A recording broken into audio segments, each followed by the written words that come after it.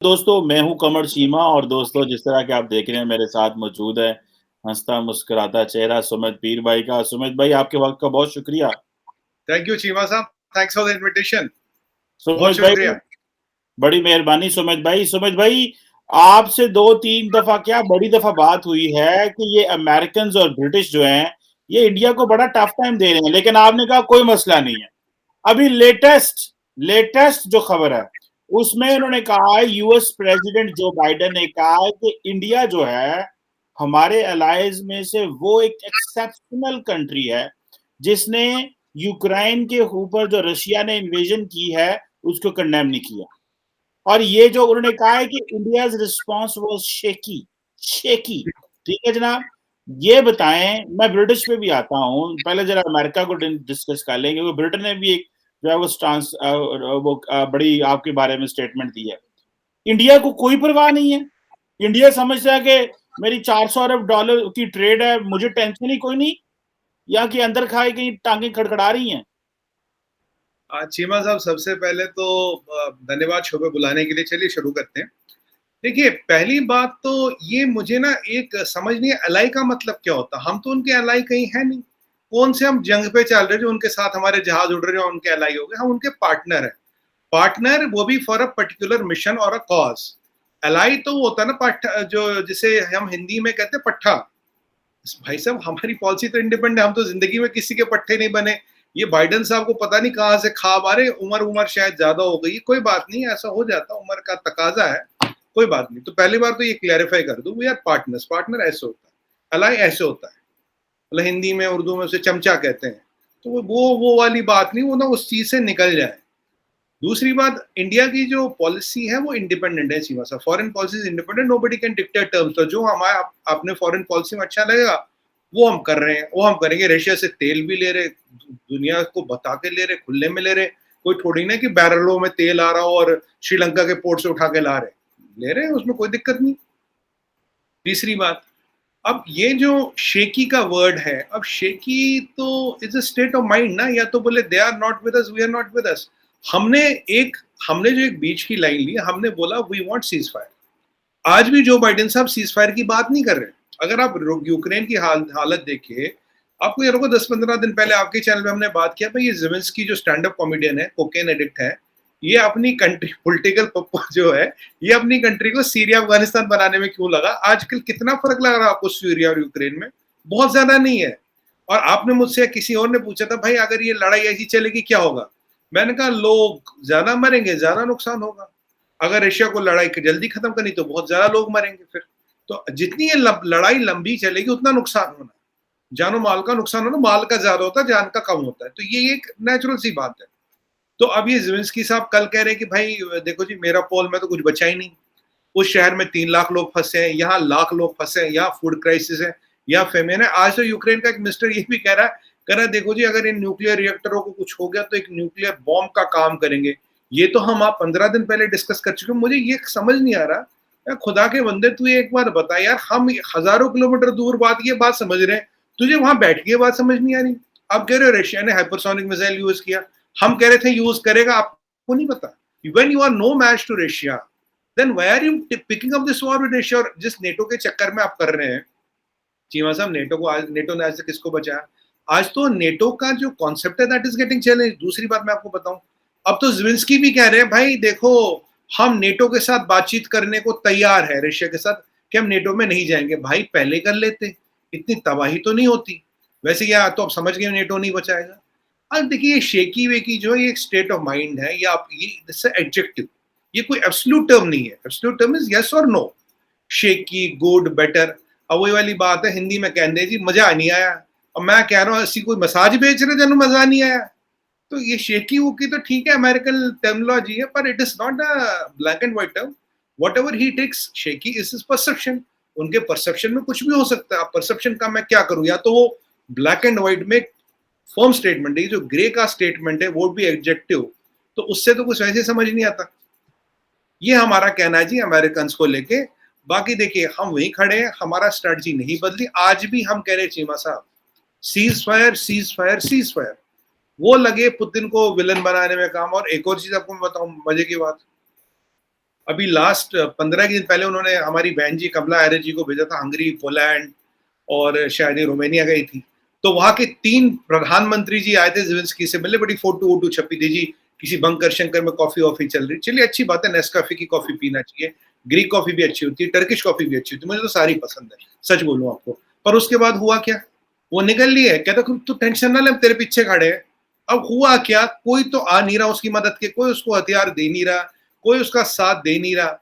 अब देखिए चीमा साहब, डिप्लोमेसी में अगर बंदूक चलाने की जरूरत अवॉइड हो और जबान चल के काम हो जाए, इसे साउंड डिप्लोमेसी कहते हैं।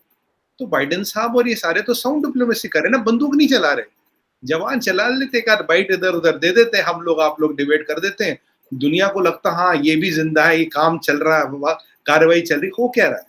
Are you helping Ukraine on the ground? NATO ने तो वैसे कह दिया मेरी लड़ाई नहीं है ब्रिटिशर्स ने, बाइडेन साहब ने कह दिया we will not put boots on ground, Poland कह रहा है मेरे यहाँ हथियार उतर नहीं दूंगा, हंगरी कहता कोई मदद मैंने यहाँ से जाएगी नहीं, रोमानिया कहता भाई मैंने तो इसमें पढ़ना ही नहीं। तो अब सबकी इक्वेशन देखिए, अब शेकी कौन है सर? लेकिन सुमित भाई एक इम्पोर्टेंट पॉइंट आके ग्रेट ब्रिटेन की भी सुन लें, जी भाई जी, जिन्होंने आपके ऊपर और हमारे ऊपर बड़ी हुकूमत की है। वो कह रहे हैं इंडिया ने बड़ा मायूस किया। हाँ हाँ बिल्कुल। दो इम्पोर्टेंट पॉइंट मैं समझता हूँ, मुझे नहीं पता उसकी एक्चुअल क्या होता है। क्वाड में से ऑकस निकलना, ऑस्ट्रेलिया, यूएस, यूके, एक पैरेलल अलायंस बनना जो कि बेसिकली इसकी नेचर मिलिट्री होगी in case there is a conflict in Indo Pacific. इधर आप खामोश रहे, आपने क्वाड को अच्छा रिस्पॉन्ड नहीं किया तो वो वहां चले गए। मुझे ये बताएं, यूके ने भी आपको कहा है कि आप इंडिया ने बड़ा डिसअपॉइंट किया, तो आपने शुरू में कहा हम कोई पट्टे हैं उनके, अलाए हैं कोई उनके, भाई हम क्यों, जो मर्जी है। क्या इंडिया, जो मैंने पहले सवाल में कहा, इंडिया अपनी स्ट्रेंथ समझ चुका है, या कि इंडिया वो अपने आप को नॉन अलाइंड रख के समझता है कि अभी मौका नहीं है कोई किसी भी बड़े कॉन्फ्लिक्ट में जाने का या किसी लड़ाई को लड़ने का? देखिए चीमा साहब, 2-3 इसके आंसर है। पहला आंसर ये है कि अभी दुनिया में सब जबानी तो चला रहे साहब, बंदूक कौन चला रहा? बंदूक या तो रशियन चला रहा है, यूक्रेनी चला रहा, बाकी सब जबान चला रहे।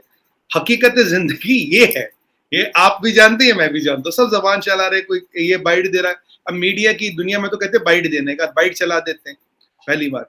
दूसरी बात, मैंने जैसे पहले बताया कि अगर डिप्लोमेसी में बंदूक चलाने की बजाय जबान चलाने से काम हो जाए, वो साउंड डिप्लोमेसी कहलाई जाती है, उसमें भी कोई आपत्ति नहीं है। साउंड डिप्लोमेसी हर एक को करनी चाहिए, मतलब इसलिए बयान वयान कोई दिल पे नहीं लेने चाहिए, बयान वयान देते। तीसरी बात, अब बोरिस जॉनसन कहते हैं हम डिसअपॉइंटेड है।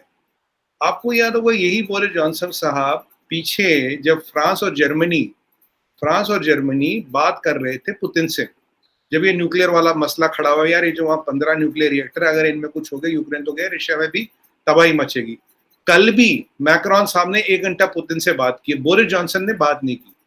अब वो क्या कह रहे हैं, उन्हें लग रहा है रेडिएशन तो यूके तो बहुत दूर है, ये रेडिएशन आने में टाइम लगेगा, यहाँ तक आएगी नहीं, हम तो सेफ है। ये फ्रांस जाने जर्मनी जाने, तो दोनों ही बात कर रहे हैं पुतिन से। जब तक ये न्यूक्लियर वाला मसला नहीं हुआ था, जब मैंने, अब मुझे भाई साहब, मैं I am not trying to give credit to me, but what if I can see 15 days back, तो इनको 15 दिन बाद वही चीज क्यों समझ आती है? तो ग्राउंड पे नहीं, तो मेरे से ज्यादा पता होना चाहिए।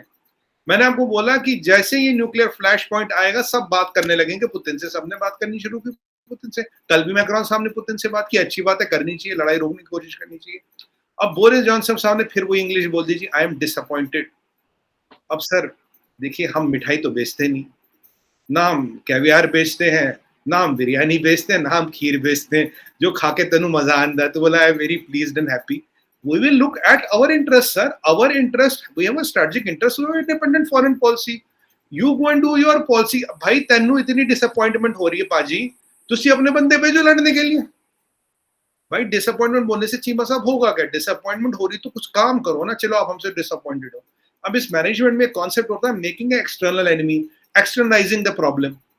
वो वही वाली बात हो गई, अगर कल को आपकी मिलिट्री बोल दे वो जो इंडिया का मिसाइल आया था, वो अफगानिस्तान में जो रडार स्टेशन है वो चला नहीं, गलती अफगानियों की, वहां पावर कट गई थी, इसलिए रडार मिसाइल डिटेक्ट नहीं हुई। ओ भाई तुम क्या कर रहे थे? भाई साहब अगर आप डिसअपॉइंटेड हो, अगर आपको तकलीफ हो, तो अपने बंदे भेजो, अपनी मिलिट्री भेजो, अपना एयरक्राफ्ट कैरियर भेजो, यूक्रेनियों की मदद करो। इंडिया से डिसअपॉइंट होकर क्या करना? आपने कौन सा खंबा खोद दिया?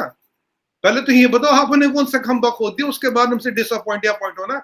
वैसे भी चीमा साहब, फॉरेन पॉलिसी में nobody is a massage parlour, nobody says massage, right? So we will look at our interest, our strategic interest, and they will look at their. If you are happy, well and good. If you are disappointed, that is a state of mind which you have to live with and bear with it. I'm sorry for your disappointment, but beyond that, I cannot risk the interest of my 1.3 billion people. मेरे 1.3 billion के interest सबसे पहले. अब नियाजी साहब ने एक stand लिया, आपके ठीक है, लिया जो उनको ठीक लगा. प्राइम मिनिस्टर है, इलेक्टेड प्राइम मिनिस्टर है, जब तक है 28 तारीख तक, तो उन्होंने स्टैंड लिया, अच्छी बात है. अब 29 को देखते क्या होता है. भाई साहब, everybody has a right, Cheema साहब, to think for the betterment of his people. How am I concerned about you? And what are your tangible steps on the ground? आपने कौन से ऐसे tangible step डाल दिए? हमने 46 टन का medical relief Ukraine में भेजा है. जो हमारे जहाज यहां से जाते थे, 46 ton, 46 ton of medical and essential commodities relief, जो दुनिया में सबसे हाईएस्ट, हमने भेजा. हमने हथियार नहीं भेजा चीमा साहब, हमने दवाई भेजी, दारू भेजा, कंबल भेजी, फर्स्ट एड भेजा, जो उन्होंने मांगा दिया, पर हमने हथियार नहीं भेजा. मुझे पता हथियार वहां भेजेंगे, ये मरे या वो मरे, आदमी मरेगा, आदमी का बच्चा मरेगा, हम इस लफड़े में नहीं पड़े. हमने हथियार नहीं भेजी, हमने दवाई भेजी है, हमने रिलीफ भेजा है. तो ये अब जो अपॉइंटमेंट या डिसअपॉइंटमेंट का, अब इसका तो इलाज हमारे पास है नहीं साहब.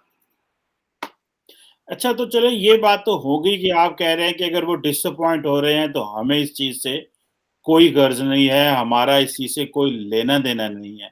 लेकिन सुमित भाई, यहाँ पे वॉशिंगटन में ये एक तासुर डेवलप हो रहा है. मैंने थोड़ा स्मेल किया है थ्रू इंटरनेशनल मीडिया.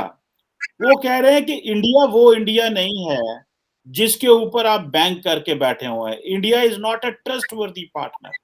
तो आप एक ही बार कह रहे हैं कि हम जो है वो, क्योंकि इनके वो कॉल ये है, जो अमेरिकन मीडिया को मैंने पढ़ा है, वो कह रहे हैं 2005 में हमने आपको सिविल न्यूक्लियर डील का मुआहदा किया, आपको मौजें कराई, आपका न्यूक्लियर प्रोग्राम को जो डी फैक्टो था उसको डी जोरे किया, उसको रिकग्निशन दी, आपको MTCR एक मिसाइल टेक्नोलॉजी कंट्रोल रिजीम होता है वो दिया, फिर आपको एक वसिंजर अरेंजमेंट है, ऑस्ट्रेलिया ग्रुप है, मिलिटरीली मेन स्ट्रीम किया, NSG की बात कर रहे हैं.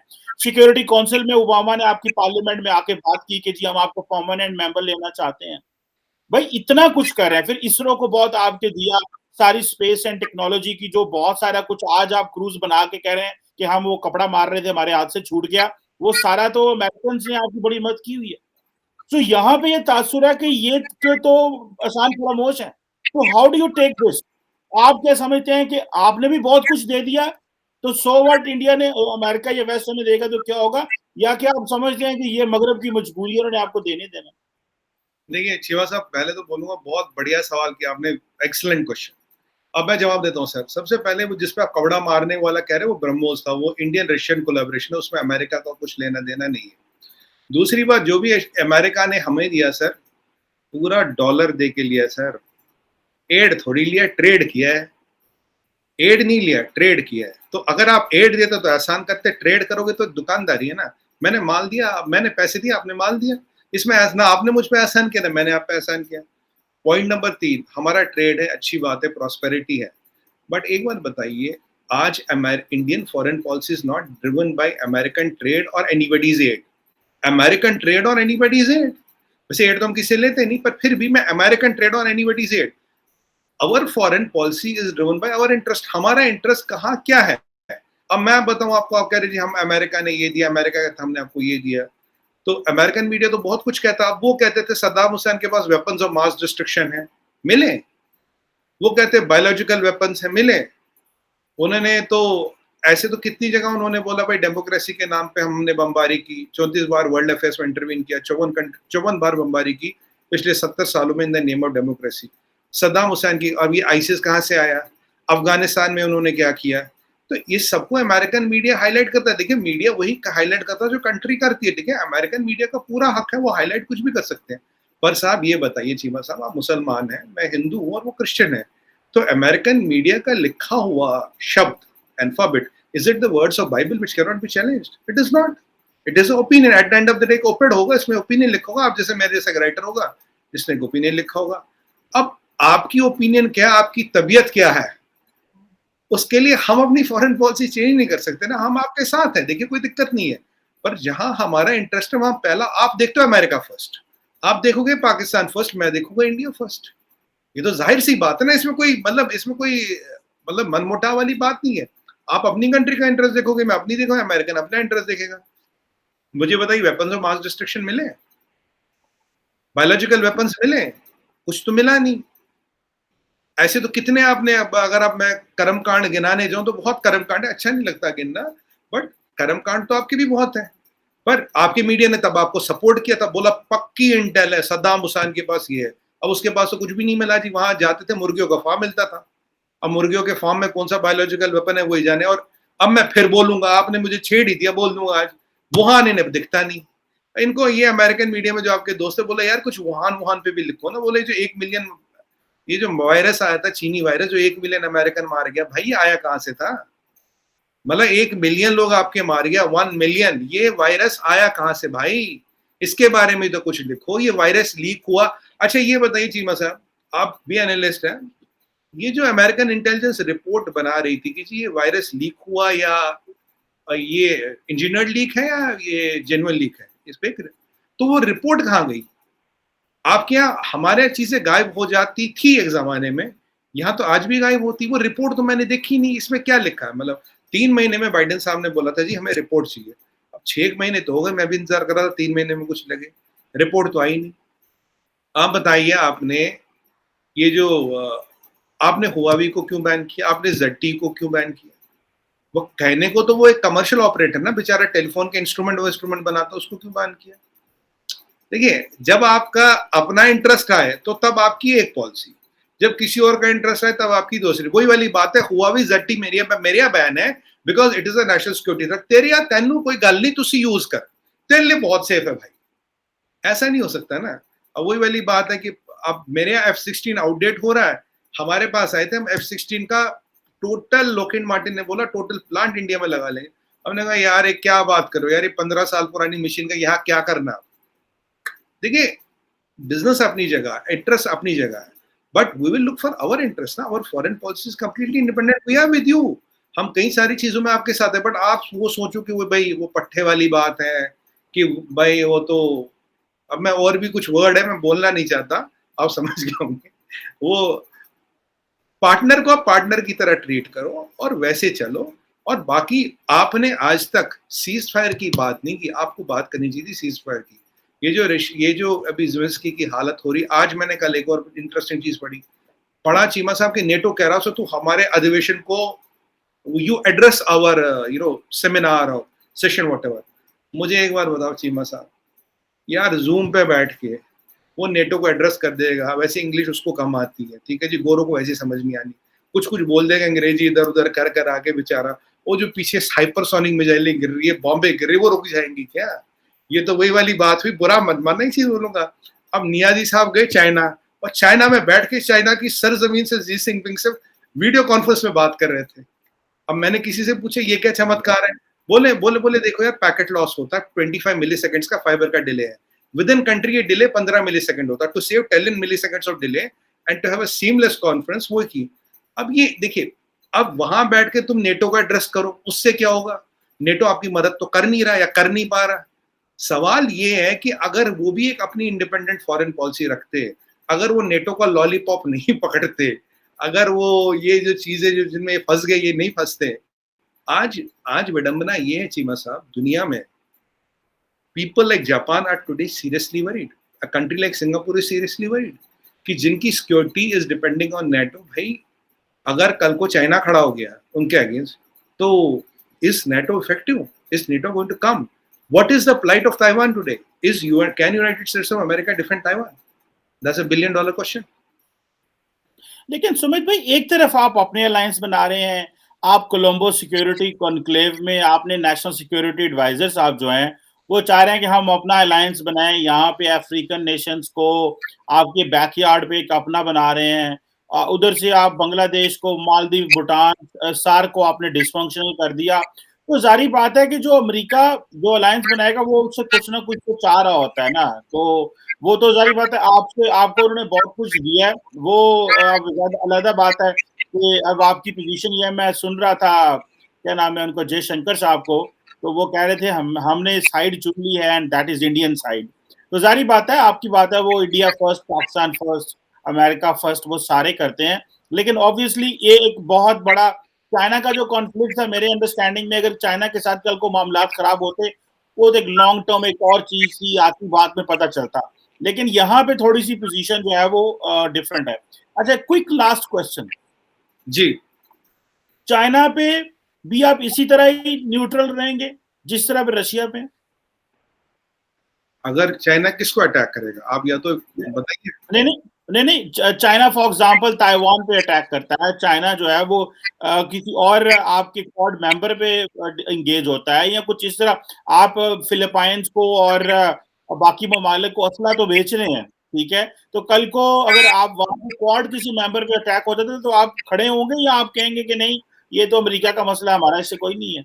देखिए, क्वाड में जो अभी जो फ्रेमवर्क बना है उसका, उसमें military part is not yet decided. Military part अभी ओपन है, उस पर कोई चार्टर नहीं बना। जो चार्टर में होगा उसका चिंतन मंथन और अध्ययन करके जैसे भी विकल्प बनेंगे उन पर काम करेंगे, कार्रवाई करेंगे। ऑप्शन तो सारे ओपन है। डिप्लोमेसी में सर ऑप्शन थोड़ी ना क्लोज किए जाते हैं, ना डिस्क्लोज किए जाते, ना क्लोज किए जाते। Neither they are disclose, neither they are close, all the options are open. सारे विकल्प ओपन है vis-a-vis our national interest and long term strategic interest। बाकी हम क्वाड के मेंबर हैं, जो चार्टर में होगा बिल्कुल करेंगे, जिस पे साइन किया होगा बिल्कुल करेंगे। अब जिस पे साइन नहीं किया होगा, अगर कोई ऐसी चीज है जिस पे साइन नहीं किया, आप जानते हैं सर हम किसी की लड़ाई तो लड़ते नहीं, हमारा इतिहास है। बिल्कुल ठीक है, आपकी वो चॉइस है, आप क्या करते हैं, ज़ाहिर बात है हर मुल्क अपना नेशनल इंटरेस्ट देखता है और उसमें उसको वही देखना चाहिए जो उसका नेशनल इंटरेस्ट है। लेकिन एक तासुर है कि ये जो रशियन इन्वेजन है ऑन यूक्रेन, इसने वेस्टर्न ममालिक और इंडिया के दरमियान डेंट डाले हैं। आगे वो ज़ाहिर बात है वो नई जो है रिकैलिब्रेट करेंगे, देखेंगे कि किस तरह एंगेज होना है, क्या होना है, लेकिन कुछ ना कुछ वो अपना कोऑपरेशन तो शायद लोअर ना करें, लेकिन कुछ ना कुछ मामलात जो हैं वो तो उस तरह नहीं रहेंगे शायद। एनी हो, thank you very much Sumit भाई, कुछ कुछ कहना बस, चाहते हाँ हैं? बस लास्ट के 2 सेंटेंस। सर देखिए, अगर आप क्वाड का, इफ यू इमेजिन क्वाड, हाँ क्वाड की परिकल्पना करें, without India quad doesn't exist. ठीक है, पहली बात तो this out of the table. दूसरी बात चीमा साहब, आप ये भी जानते हैं कि डिप्लोमेसी में कई बार थोड़ा बहुत थिएट्रिक्स, थोड़ा बहुत ऑप्टिक्स, थोड़ा ये सब चलता है। These are parts of the diplomatic craft and you know this is a tool from the tool kit. तो अब कोई इस टूल किट को यूज कर रहा, बता रहा, समझा रहा, तो हम दिल पे क्यों ले? They are entitled to use their option, they are entitled to use their tools. हाँ, उनको भी तो लोगों को जवाब देना है ना, कुछ लोगों को भी जवाब देना। कुछ पब्लिक कंजप्शन के लिए भी बातें की जाती है, नहीं जी मैं तेन देख लूंगा, ऐसी जी आ रहे हैं अभी, तू टेंशन मत करो, उन्हें आना सी, ये सब चलता रहता है। तो डिप्लोमेसी में ये सब चीजें चलती रहती। देखिए वहां भी डिप्लोमेट्स हैं, उन्हें भी तो कुछ ना कुछ बोलना है। देखिए जैसे S-400 था, तो कैट्स का सैंक्शंस की बहुत बात हो रही थी, तो मैंने आपको बोला था कैट्स का सैंक्शन लगेगी नहीं। आपने कहा आपको कैसे पता था? हमने इस पे काफी डिबेट किया था। तो कैट्स, बट हाँ कुछ अमेरिकन सेक्रेटरी, कुछ डिप्टी स्पीकर, उन्होंने बोला नहीं नहीं ये कैट्स का है। मैंने कहा अगर सैंक्शन बनाई है इसके बारे में कुछ तो बात का, ऐसे थोड़ी बोले हमने देखा ही नहीं।